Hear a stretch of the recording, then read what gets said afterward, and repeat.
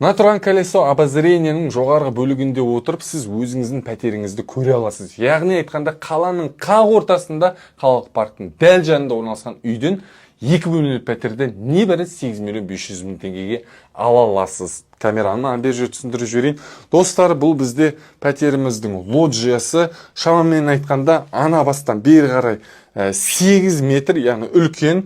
Ол мына залдың дәл жанында орналасқан. Залдың ішкі көрінісін көрдіңіздер ғой. Светті жағып жіберейін.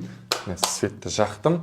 Міне залымыздың көрінісі, қабырғасы обой, едені барлық бөлмеде де паркеттелген. Оның жанында мына жақта ас бөлмесі орналасқан.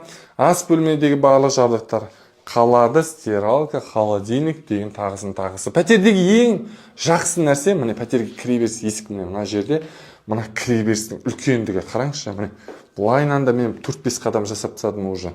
Прихожийді өзіңіздің фантазияңыз бойынша қоя аласыз. Әрі қарай кеттік. Жатын бөлмеміздің ішкі көрінісі мынадай. Жанында оның душовой және раковина орналасқан, жартылай кафелденген. Мына жақ бөлікте туалетіміз орналасқан, ішінде өкінішке орай лампочкасы күйіп кетті жаңағына.